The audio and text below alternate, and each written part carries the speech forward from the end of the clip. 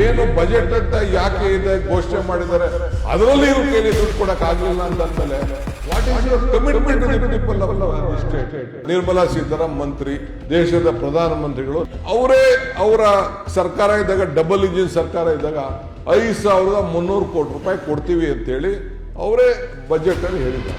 ಅವ್ರ ಬಜೆಟ್, ನನ್ನ ಬಜೆಟ್ ಅಲ್ಲ, ನಮ್ಮ ಸರ್ಕಾರದ ಸಿದ್ದರಾಮಯ್ಯವ್ರ ಬಜೆಟ್ ಅಲ್ಲ. ಕೊಡ್ತೀನಿ ಅಂತ ಹೇಳಿ ಅದನ್ನ ತೆಗೆದುಕೊಂಡು ಬಂದು ಬೊಮ್ಮಾಯಿಯವರು ಕೂಡ ಹೌದು ಅವ್ರು ಹೇಳಿದ್ದಾರೆ ಅದನ್ನ ಕೊಡ್ತೀನಿ ಅಂತ ಇಲ್ಲೂ ಸೇರಿಸಿಸ್ಬಿಟ್ಟು ಕೊನೆಗೆ ಇವತ್ತವರೆಗೂ ₹1 ಬಿಡುಗ ಸಿಕ್ಕಿಲ್ಲ. ಒಂದು ದಿನ ಈ ರಾಜ್ಯದ ಎಂಪಿಗಳು, ಬಿಜೆಪಿ ಎಂಪಿಗಳು, ಮೊದಲು ಒಬ್ಬನೇ ನನ್ನ ತಮ್ಮ ಇದ್ದ, ಅದು ಬೇರೆ ವಿಚಾರ. ಈಗ 20 ಜನ ಇದ್ದಾರೆ, ರಾಜ್ಯಸಭಾ ಇದ್ದಾರೆ. ಒಂದಿನ ತುಟಿಕ್ ಪಿಟಿಕ್ ಅಂತ ಹೋಗಿ ರಾಜ್ಯದ ಹಿತಕ್ಕೆ ನೀವು 3 ಕಾಸು ಕೊಡಿ, ಕೊಟ್ಟು ಮಾತು ಉಳಿಸ್ಕೊಡಿ, ಕೊಟ್ಟು ಮಾತದು ಬೇರೆ ಏನಿಲ್ಲ, ಹೊಸದಾಗಿ ಏನು ಕೊಡೋದೇನಿಲ್ಲ. ಏನು ಬಜೆಟ್ ಅಂತ ಯಾಕೆ ಇದೆ ಘೋಷಣೆ ಮಾಡಿದ್ದಾರೆ, ಅದರಲ್ಲಿ ಇವ್ರ ಕೈಲಿ ದುಡ್ಡು ಕೊಡಕ್ ಆಗ್ಲಿಲ್ಲ ಅಂತ ಅಂದ್ಮೇಲೆ ಅದು ಹೆಂಗ್ ಎಂಪಿಗಳಾಗಿ ಕಂಟಿನ್ಯೂ ಆಗಿದ್ದಾರೋ ನನಗಂತೂ ಅರ್ಥ ಆಗ್ತಿಲ್ಲ. ಈ ರೀತಿ ರಾಜಕಾರಣ ಮಾಡಿಕೊಂಡು ಬರೀ ಎಂಪಿ ಸ್ಥಾನಕ್ಕೆ ಆಯ್ತು ಅಂತಂದ್ರೆ what is your commitment to the people of the state?